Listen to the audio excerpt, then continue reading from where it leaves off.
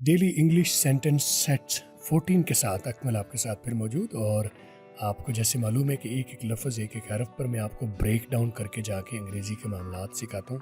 गोरे कैसे बोलते हैं, हमारे और उनके दरमियान में क्या फ़र्क है, ब्रिटिश, अमेरिकन, पाकिस्तानी, दुनिया के मुख्तलिफ एक्सेंट्स उनमें क्या फ़र्क है, उनकी आपको बाल की खाल उतार के मैं बताने की कोशिश करता हूँ। जो दोस्त पहले देखते रहते हैं उनको मालूम है, जो नए देख रहे हैं उनको मैं ज़रूर रिक्वेस्ट करूँगा कि आप नीचे चैनल के एक सुर्ख रंग का बटन आ रहा है, आप उसे क्लिक करके चैनल को ज़रूर सब्सक्राइब कर लीजिए। साथ एक घंटी आएगी, उसे दबा लीजिए ताकि आपको भी हमारी इस तरह की रोज़ाना की वीडियो मिलती रहे और आप सीखते रहें और आप आगे बढ़ते रहें। मेरा नाम है अकमल और आप ये वीडियो स्किल सेट्स के प्लेटफॉर्म से देख रहे हैं, जिसमें हम आपको वीडियो ट्यूटोरियल्स के ज़रिए आपको घर बैठे बहुत सारी ज़बरदस्त किस्म की क्वालिटी ट्रेनिंग्स देते हैं, जिनको लेके आप एक कामयाब करियर अपना घर बैठे स्टार्ट कर सकते हैं।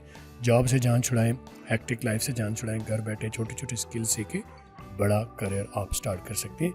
मेरी सीरीज़ में मैं आपको इंग्लिश सिखा रहा था और इस इंग्लिश के सीखने के बाद आपके लिए बहुत सारी अपॉर्चुनिटीज़ और बहुत सारे रास्ते खुल जाते हैं, क्योंकि इंग्लिश अगर आपको इंग्लिश आती है और आपके पास इंटरनेट हो तो आप ग्लोबल विलेज के सिटीज़न हैं। इंटरनेट आपके पास पहले से मौजूद है और साथ आपके इसके ये इंग्लिश सीख लेते हैं तो सोने पर सुहागा हो जाएगा और आप ग्लोबल विलेज में शामिल हो जाएंगे। और ग्लोबल विलेज का दुनिया सिमट के एक मुट्ठी में आ गई और उसकी करेंसी डॉलर है। ये जो पाकिस्तान में आप सुनते हैं रोना रोते सुनते देखने को कि पाकिस्तान में बहुत महंगाई हो गई है, बल्कि जो मैं समझता हूँ जो डॉलर में कमा रहा है उससे इस बात की फिक्र कतई तौर पर है ही नहीं, क्योंकि उसकी करेंसी इंटरनेशनल है और उसकी स्पेंडिंग लोकल है, तो दैट्स वेरी वंडरफुल। और दूसरा, मैं आपको आगे शुरू करने से पहले आपको ये भी बता दूँ, एक अपॉर्चुनिटीज़ भी मैं साथ अनाउंस कर देता हूँ। ये वीडियो को आप थॉरली देखिए। दरमियान में किसी भी लेवल पर एक स्पेशल कोड मैं आपको स्क्रीन पर दिखाऊंगा।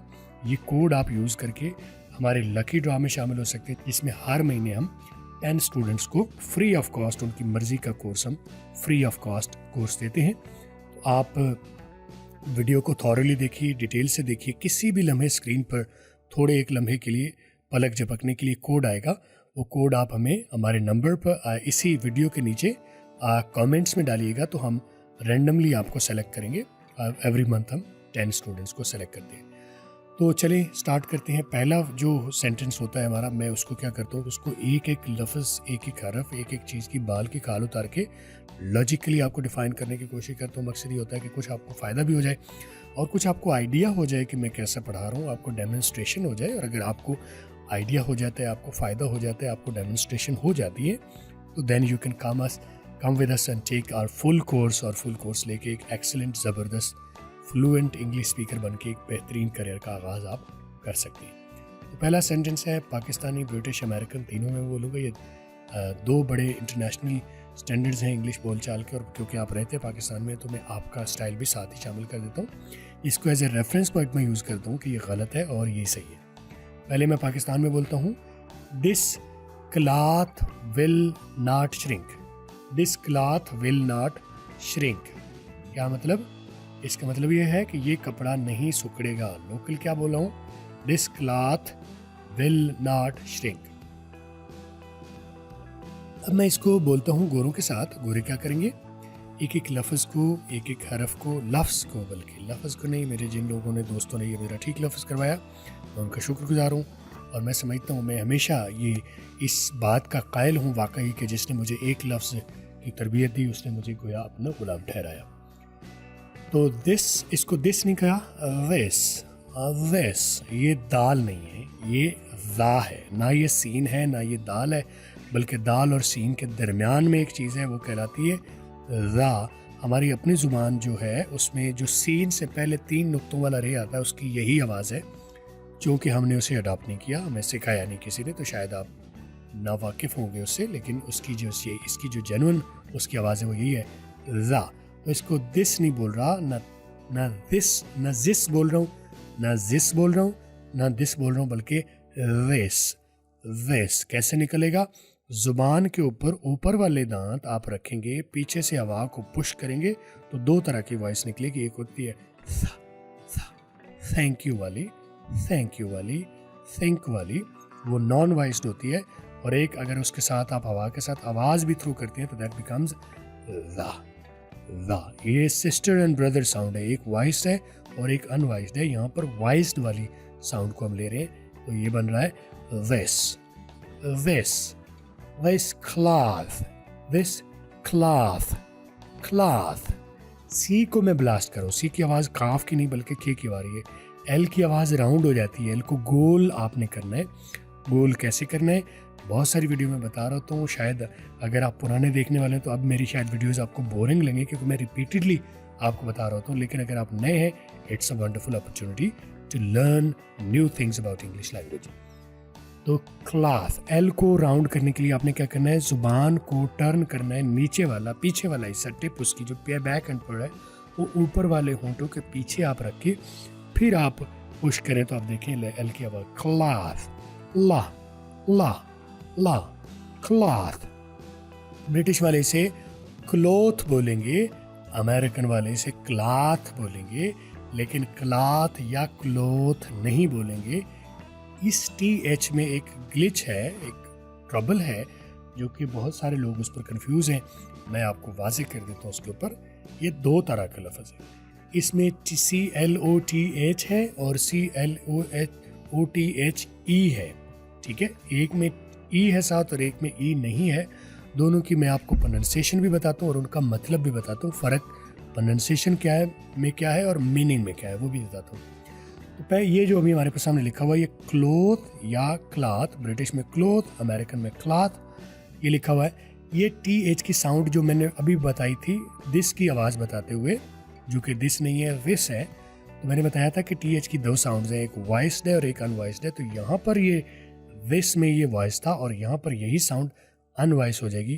क्लॉथ, क्लॉथ शक्ल वही है, जुबान के ऊपर ऊपर वाले दांत और पीछे से हवा को पुश किया, क्लॉथ, और पीछे वाला दिस, शक्ल वही है। This cloth will not shrink, will not shrink, well, well, well, दोनों होंठ बाहर निकाल के IL, well, well, मैं उसका वो कहते हैं ना स्लो मोशन करने की कोशिश करूँ, well, well, this cloth will not shrink, will not shrink, shrink, shrink, ये शू नहीं है, लग रहा है ऐसा, shrink। वजह क्या है, ये है शीन की आवाज़, लेकिन रे की यहाँ पर जो आवाज़ आनी है वो रे की नहीं है, वो रे नहीं होनी, वो मैं मिक्स करूँगा। उससे मैं क्या करूँगा, आप आजकल एक मैं बहुत ज़्यादा टर्मिनोलॉजी यूज़ कर रहा हूँ, उससे आप सैंडविच कर देंगे, यानी कि ना वो रे है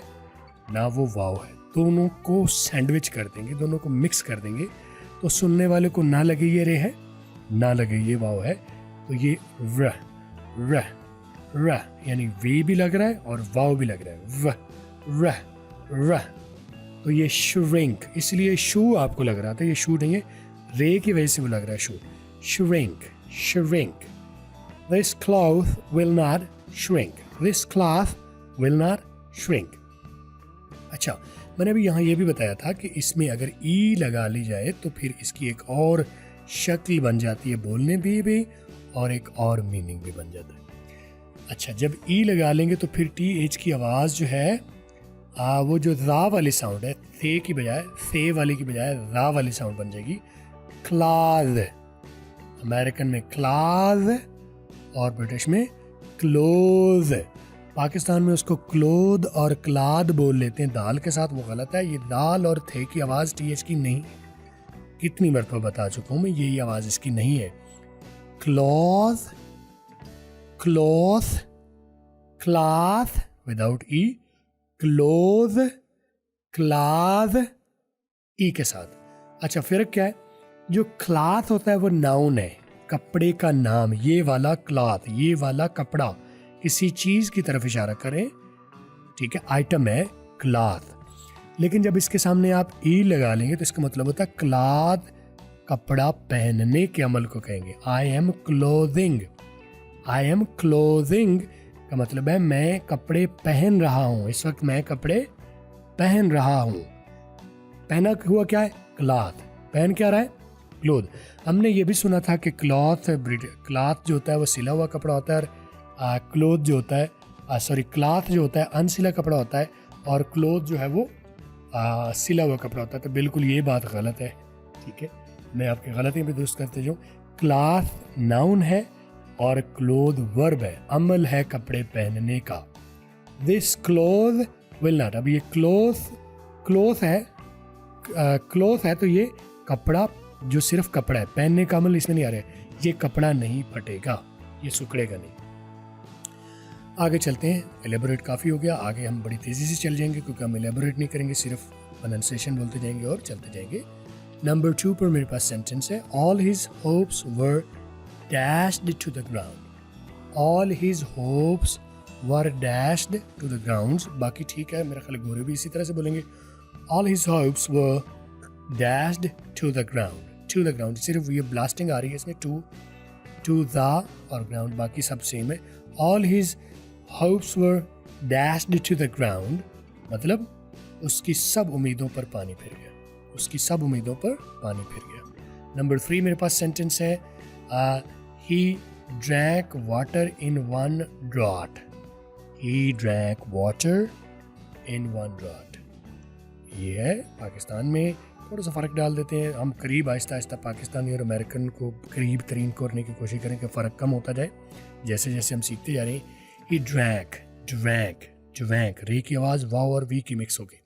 ही ड्रैंक वारा, ब्रिटिश वाले वाचा, अमेरिकन वाले वारा, टी की आवाज़ को ब्रिटिश वाले ठे कर देंगे, अमेरिकन वाले रे की आवाज़ देंगे। ही ड्रैंक वारा, तो अगर रे को कर देंगे, इस टे को रे कर देंगे अमेरिकन वाले, तो फिर इस आर को क्या करेंगे, इसको अलिफ मदा कर देंगे। A R, E R, O R, U R, R E की आवाज़ अलिफ मदा की आती है। ओ यू आर जो आवर वाला आप बोलते हैं कि मेरा, एच ओ यू आर जो घंटे वाला होता है, ये सब की आवाज़ अलिफ मदा की होती है। A R E O U R, H O U R, A R E R, O R U R, R E, सब की आवाज़ अलिफ मदा की आवाज़ आएगी। He drank water in one draught.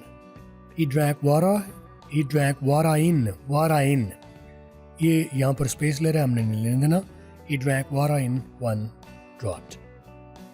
वो पानी एक घूंट में पी गया। मैं सिप सिप करके पी रहा हूँ क्योंकि मैं अब जब पढ़ा रहा हूँ तो साथ मेरा गला खुश्क होता है, तो मैं एक एक घूंट करके पी रहा हूँ, तो वो कह रहा है वो पानी एक ही घूंट में पी गया। मैं एक एक करके पी रहा हूँ, वो एक ही घूंट में पी गया। नंबर 4 पर सेंटेंस है, the truck ran into the tree. ये local, the truck ran into the tree, इसमें जो लोकल गलती होती है मैं जानबूझ के उनको डोमिनेट करके वाजे करके बताने की कोशिश करता हूँ। फिर मैं जब गुरु को बोलता हूँ तो मैं मकसद होता है कि आपको बता सकूँ कि फ़र्क क्या है, क्यों हमें नहीं आती अंग्रेज़ी, जिन चीज़ों की वजह से नहीं आती वो वजूहात वाजे करने की कोशिश करता हूँ। The truck ran into the tree, the truck ran into the tree, the truck ran into the tree, ठीक है। ट्रक पेड़ से जा टकराया, पेड़ का मतलब दरख्त से जा टकराया। नंबर 5 मेरे पास सेंटेंस है, this is a base coin. This is a base coin, local गोरों का, this is a base coin, this is a base coin, this is a base coin, this is a base coin, ये खोटा सिक्का है। Number 6 local, let us now come to good terms. Let us now come to good terms. अब गोरे, let us come to good terms. Let us come to good terms. अब इसमें सिर्फ speed का फ़र्क नहीं है, लफ्ज़ों की बनावट का भी है, जो कि मैं पहले फ़िक्रे में बताता हूँ, तो ब्रेक डाउन करके आगे सिर्फ आपको फ़र्क बता रहा हूँ। Let's come to good terms. Let's now come to good terms. Let's now come to good terms. आओ अब सुलह कर लें। नंबर 7 मेरे पास सेंटेंस है, इरशाद फेल हेडलॉन्ग। इरशाद फेल हेडलॉन्ग मतलब क्या है, इरशाद सर के बल गिर पड़ा। इरशाद फेल हेडलॉन्ग, बाकी तकरीबन फ़र्क कोई नहीं है, थोड़ा सा ही है। इरशाद फेल हेडलॉन्ग, हेडलॉन्ग, हेडलॉन्ग, हेडलॉन्ग, हेडलॉन्ग वेव सेपरेट नहीं करा, हेडलॉन्ग, हेडलॉन्ग यानी डी जो है एल के अंदर जम हो रहा है, हज़फ हो रहा है, हेडलॉन्ग। नंबर 8 पर सेंटेंस है, दिस लोकल पहले बोलता हूँ, मैं डायरेक्ट गोरों की तरह चला जाता हूँ। This cloth will wear long, this cloth will wear long. गोरे, this cloth will wear long, this cloth will wear long, this cloth will wear long, this cloth will wear long, ये कपड़ा खूब चलेगा, यानी लंबा चलेगा, हंड जाएगा, पंजाबी च कहने असी हंड जाएगा। Number 9 local, put on your cap, put on your cap. Local British, American put on, British वाले put on your cap, local ये ब्रिटिश वाले पुट ऑन योर कैप या put on your cap. T को skip भी कर सकता हूँ, यानी टी की जगह छोड़ के जंप करके ऊपर जा सकता हूँ। Put on your cap British वाले, put on your cap T blast कर गया तो भी ब्रिटिश वाले हैं, और अगर टी को आर में कर लेता हूँ तो फिर अमेरिकन वाले हो जाएंगे। पुट ऑन योर कैप, और ये मुझे आसान लगता है, मुझे लग रहा है शायद आपको भी लगेगा। पुट ऑन योर कैप ये अमेरिकन है, टोपी पहन लो। नंबर 10 और लास्ट सेंटेंस आज का, don't write in ink. Don't write in ink ये क्या मतलब हुआ? स्याही में मत लिखो। डोंट राइट इन इंक गोरे, don't write in ink, don't write in ink, don't write in ink, don't write in ink, don't write in ink मतलब स्याही से मत लिखो। तो फिर किससे लिखो? चार्ट से लिखो? पता नहीं किसने मजाक से लिख दिया, मुझे सेंटेंस दे दिया ये बोलने के लिए। एनीवेज मैंने 10 फिक्रे बोले, आई होप कि आपको समझ आ रही है। मैं ये भी उम्मीद रखता हूँ कि आपको ये वीडियोज़ अच्छी लगती हैं, और अगर यकीनन अगर मेरा ये फेथ वाकई सच्चा है, कायम है, तो आई रिक्वेस्ट यू कि आप इस वीडियो को लाइक कर दीजिए और अपने सोशल मीडिया पर ज़रूर शेयर कर दीजिए, ताकि आपके दोस्त अहबाब भी इससे सीख सकें। अपने सवाल, अपने ओपिनियन, अपने क्रिटिसिज्म सब कमेंट्स में लिखिए। मैं सेल्फ ऑन माई ओन सबको रीड करता हूँ और 1 by 1 सबको जवाब दूंगा, और आपके सजेस्टेड टॉपिक्स पर भी मैं कोशिश करता हूँ वीडियोज़ बनाऊँ और आपको सिखाऊँ। तो देखते रहिए, सीखते रहिए। अगली वीडियो में दोबारा मुलाकात होगी आपसे, तो कल मिलते हैं अगली वीडियो के साथ। बाय बाय, टाटा, अल्लाह हाफिज़।